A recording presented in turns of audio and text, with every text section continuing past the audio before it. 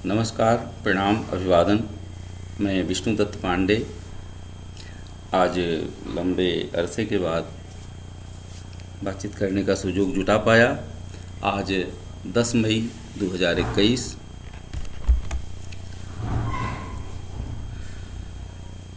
हम आज जो बात करना चाह रहे हैं वो हमारे पिछले वक्तव्य से जुड़ी हुई है कि हमारे अंदर शिष्ट अनुशासन कहाँ से आए, इस पर बात चल रही थी चर्चा, जिसमें हमने महाभारत के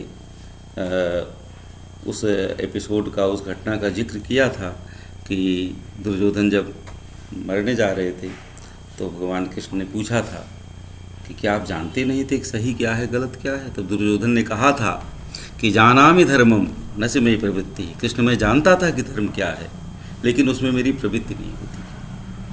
मैं ये भी जानता था कि गलत क्या है, अधर्म क्या है, लेकिन उससे छुटकारा नहीं ले पाता था। तो आज का जो मेरा प्रश्न बनेगा, बातचीत का जो समस्या मेरे सामने है, वो ये है कि हम सीख क्यों नहीं पाते। हम सीख इसलिए नहीं पाते कि पहले तो हम जानते नहीं कि क्या सीखना चाहिए, क्या नहीं सीखना चाहिए, क्या करना चाहिए, क्या नहीं करना चाहिए। इसका हमें सम्यक ज्ञान नहीं होता, इसका हमें बोध नहीं होता। अर्थात हमें ये ज्ञान ही नहीं होता कि क्या सही है क्या गलत है। पहली समस्या ये आती है जो हम सीख नहीं पाते।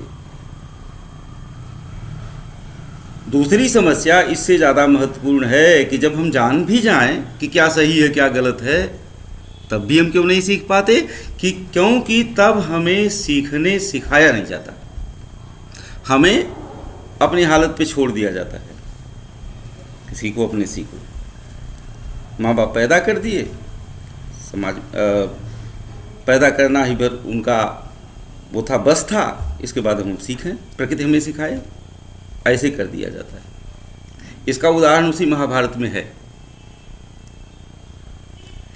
कि अच्छा एजुकेशन हुआ, शिक्षा दीक्षा हुई कौरवों की। वो जानते थे कि क्या धर्म है क्या अधर्म है, ये उन्हें पढ़ा दिया गया था फॉर्मल एजुकेशन से, लेकिन उन्हें सीखना सिखाया नहीं गया था। पिताजी 100 बच्चे पैदा कर दिए, बाई नेचर प्रकृति से जन्मजात अंधे थे। उनकी जो माता थी, जिनको जिम्मा उठाना चाहिए था, जो प्रथम आचार्य होती, वो भी आँख में पट्टी बांध ली। इन सब कथाओं का, इन सब बातों का सांकेतिक महत्व है, संदेश है कि वो भी अंधी हो गई। ये अंधापन क्या है? ये अंधापन है कि जानते हुए भी न जानना, देखते हुए भी न देखना या न देखना। चाणक्य कहते हैं कि जो सामने पड़े हुए कार्य को न देखे सो अंधा है। वो अंधे की ये परिभाषा देते हैं। तो धृतराष्ट्र अंधे हैं। ऐसा नहीं कि धृतराष्ट्र समझदार नहीं है। धृतराष्ट्र परम धूर्त, परम कुटिल, अपना पराया जानने वाले हैं।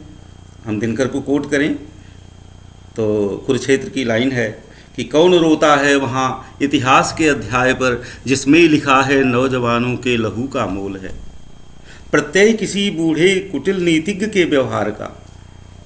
ये किसी कुटिल नीतिज्ञ के व्यवहार पर विश्वास करने का परिणाम है महाभारत। वह धृतराष्ट्र अपना और पराया जानता है। अब गीता कोट कर दें, गीता का पहला अध्याय कि मामका पांडवाश्चैव हे संजय, कुरुक्षेत्र में इकट्ठा हुए मेरे बच्चे, पांडु के बच्चे, किम अकुर्वत संजय, क्या किए।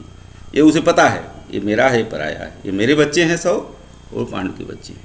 तो इस तरह से पहले तो माता भी अंधी हो गई, पट्टी बांध ली, अपने सिखाने की जिम्मेदारी से हटी। पिता कुटिल है, अपनी कुटिलता आरोपित करेगा उन बच्चों पे। दूसरे, वह गलत संरक्षण देगा।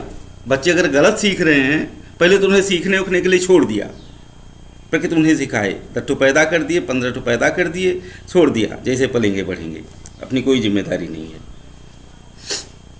माँ बाप होने की। जबकि मैंने एक दिन कहा था कि कुत्ते बिल्ली जानवर भी अपने बच्चों को सिखाते हैं, समाज जीवन सिखाते हैं, जीना सिखाते हैं, शिकार करना सिखाते हैं, बचना सिखाते हैं। हम मनुष्य अपने बच्चों को भला बुरा विवेक करना नहीं सिखाते। तो दुर्योधन भले जान गया हो फॉर्मल एजुकेशन से क्या धर्म है क्या अधर्म है, लेकिन उसकी प्रवृत्ति नहीं, क्योंकि प्रवृत्ति तो प्रथम पाठशाला सिखाएगी ना, माता पिता सिखाएंगे ना। तो माता पिता तो खुद इस तरह का व्यवहार रख रहे हैं।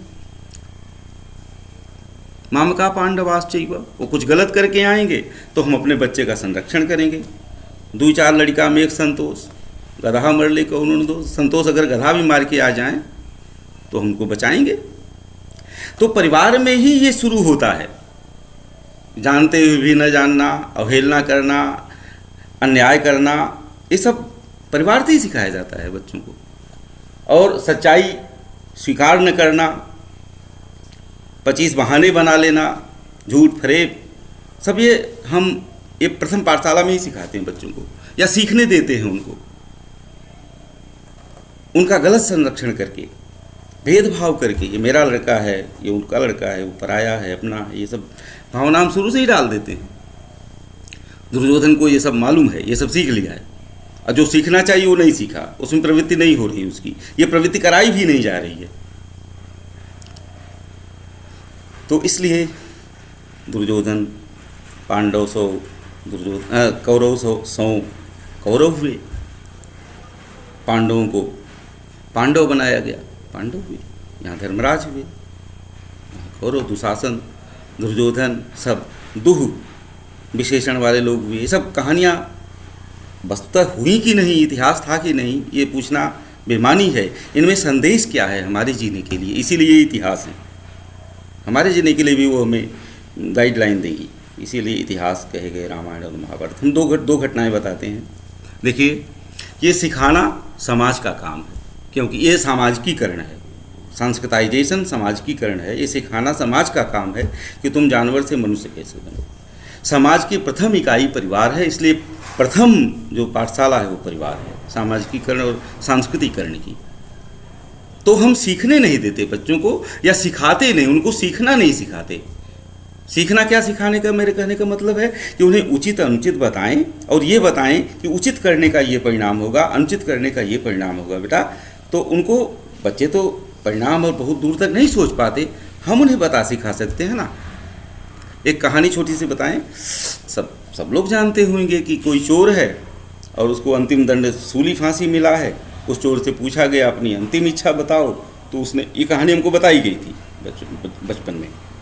तो बच्चा, वो लड़का चोर कहता है कि हमारी माता को बुलाओ, यही हमारी अंतिम इच्छा है। तो माता जी बुलाई गई, तो सूली के तख्ते पर बुलाया उनको, माँ को। तो कहा, माँ जरा अपना जीभ निकालो। माता ने जीभ निकाला, बच्चे ने दांत से उन माँ की जीभ काट लिया। उससे जब सिपाहियों ने पूछा कि ये तुमने क्या कर दिया, अंतिम इच्छा बता के माँ से मिलने के, जीभ काट लिया। चोर ने कहा कि हाँ, मैंने उस माँ की वही जीभ काटी जिससे उसने मुझे पहली बार अपराध करने पर, गलती करने पर मना नहीं किया था, उसी जीभ से। तो ये कहानी संदेश दे रही है, ये कहानी हमें बता रही है कि हमें कहाँ से ये नज़रिया पाना चाहिए कि हमें क्या सीखना है, क्या नहीं सीखना है, हमारे अंदर कौन गुण आया, कौन दुर्गुण आया। देखिए, हमारे अंदर जो जैव प्रवृत्तियाँ हैं, गंदी आदतें हैं, यही वो खरपतवार हैं जिन्हें नोच के निकालना है, निकाई करना, गुड़ाई करना। तो हमारे जो किसान हैं, हमारे माँ बाप, ये उनका काम है कि वो बच्चे को इसमें प्रवृत्त करें, सिखाएं, उनकी कमियां निकालें, उनकी गलतियां निकाल के बाहर करें, बुराइयां निकालें, तब अच्छाइयां उनमें जगह पाएंगी, तब अच्छाइयां पनपेंगी। तो ये काम ठीक से नहीं हुआ। तो समाज की जो पहली पाठशाला थी, माता पिता, इन लोगों ने ठीक से नहीं सिखाया, सीखने नहीं दिया, उचित अनुचित का विवेक नहीं कराया। दूसरे, समाज में आइए, समाज भी सिखाता था। कैसे सिखाता था या सिखाता है? समाज के सिखाने का 2 तरीका है, सराहना और भर्त्सना। समाज अच्छे कामों की सराहना करता है, हमारे अंदर अच्छी आदत आ जाए, वाह शाबाश बहुत अच्छा, सराहना, ये सराहना है, तो हमें अच्छे के लिए प्रवृत्त करेगी, अच्छा सीखने के लिए हमें उन्मुख करेगी। और भर्त्सना, हम गलत करेंगे तो लोग क्या कहेंगे, अरे कोई देख लेगा तो क्या कहेगा। ये वो भय था जो हमें गलत करने से बचाता था, अब ये ख़त्म हो गया है। समाज ये काम नहीं कर रहा। देखिए, महाभारत का एक दृश्य लीजिए कि वहाँ परिवार के बाहर का जो समाज है, सभा बैठी है, परिवार में खेल हो रहा है, चलो जुआ खेले 2 लोग, एक हारा एक जीता, यहाँ तक तो ठीक है। उसी सभा में सभा का मुखिया यानी राजा सम्राट बैठा हुआ है जो ब्लाइंड है, देखते हुए भी नहीं देखेगा, वो नहीं देखेगा ही, वो देखते हुए क्या, वो नहीं देखेगा। और उसमें बड़े बड़े बाबा बैठे हैं, गुरुजी बैठे हैं, गुरुजी के भी रिश्तेदार कृपाचार्य बैठे हैं, सब लोग बड़े बड़े लोग, एक एक सीट छकाए हैं, एक एक कुर्सियों पे बैठे, उनका पद है वहाँ बैठने का, मन बहलाने के लिए नहीं बैठे हैं। और उस सभा में एक लड़की ले आई जाएगी, उसे नंगा किया जाना है, और लोग चुप हैं। ये नहीं बता पा रहे हैं कि हे खबरदार, अनुचित हो रहा है, ये मर्यादा का लाश हो रहा है, तुम मर्यादा लांघ रहे हो दुर्योधन दुशासन। कोई डांटने वाला नहीं है। तो परिणाम क्या हुआ? परिणाम हुआ महाभारत। जानते हुए भी नहीं सीखे, नहीं सीखने दिया गया, तुम्हारा संरक्षण किया गया, चुप रहा गया।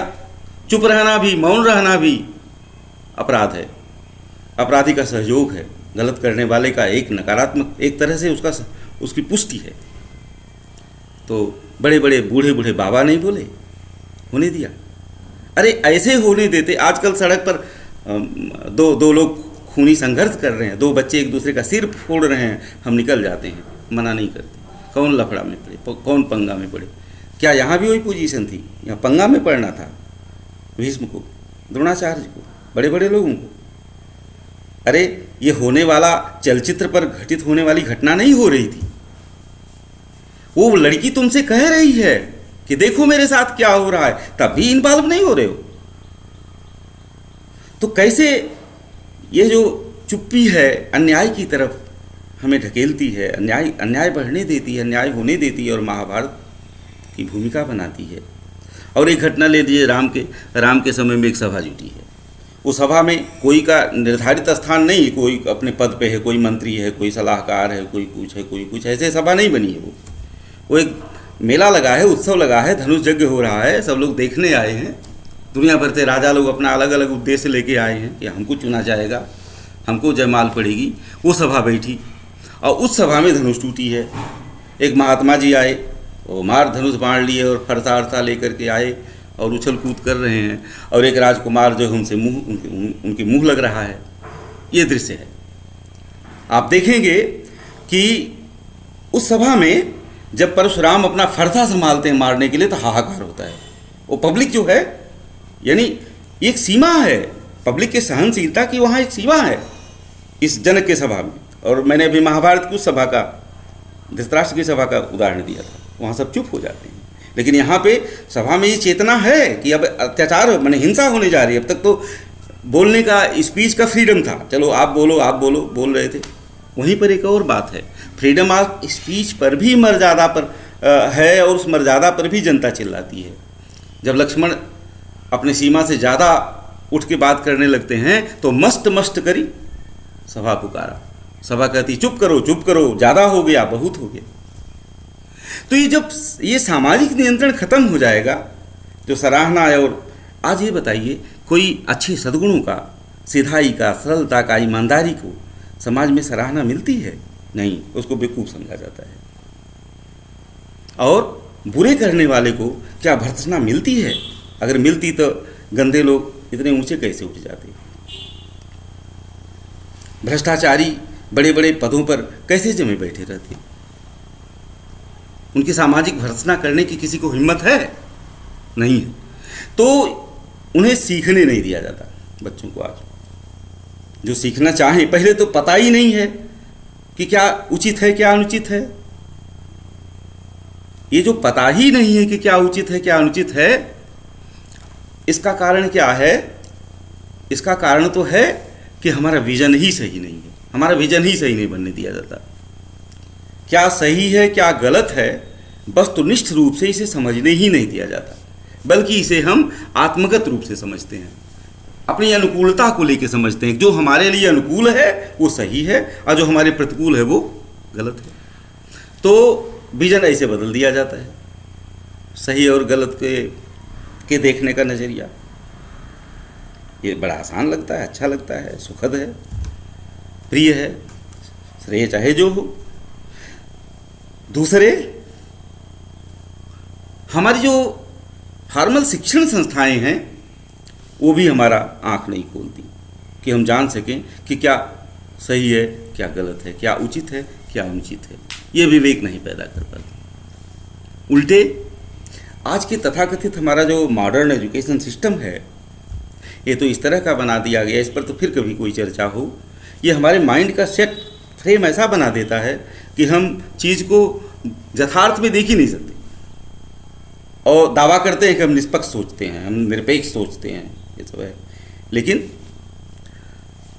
इसने हमारे दिमाग का सेट ऐसा बना दिया कि हम बहुत सारी चीज़ें सोच ही नहीं सकते।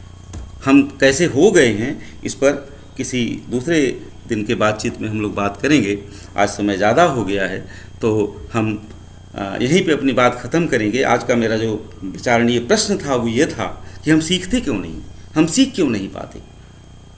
तो हमारी जो प्राथमिक पाठशाला है, मेरा घर, मेरे लोग, मेरे माता पिता प्रथम आचार्य, फिर मेरे बड़े बूढ़े भीष्म पितामह द्रोणाचार्य, समाज भर्त्सना सराहना उचित जगह पे नहीं करता, मुंह देखी करके करता है, मुंह देखा करके बोलता है। मुझसे भयभीत है तो मेरे गलत काम को भी हाँ हाँ करेगा, हाँ बहुत अच्छा। तभी तो गलत लोग वोट पा करके कितने कितने अपराधी और ऊपर चले जाते हैं। लोकप्रियता है उनकी, वो लोकप्रिय हैं, चले जाते हैं। तो समाज को जो करना है वो नहीं करता, परिवार को जो करना है वो नहीं करता, मेरे गुरु लोग नहीं करते। पता नहीं क्यों नहीं करते, उनके अलग अलग अपने हित हैं, काहे नहीं करते। अपने को बचाएंगे, दूसरे को नहीं बचाएंगे। व्यास ने कहा था ना कि अपने बेटे को बेटा समझते हो, दूसरे का बेटा बेटा नहीं है। अरे उसी को उसके जगह पे रख के देखो ना, जान जाओगे कि क्या करना इस समय उचित है, क्या करना नहीं उचित है। तो आज हम यही बात समाप्त करते हैं। बहुत दिन बाद हम लोग की बात हो पाई, हमने थोड़ा ज़्यादा समय भी ले लिया। हम सबसे अभिवादन करते हैं, पुनः प्रणाम करते हैं, बात को विराम करते हैं।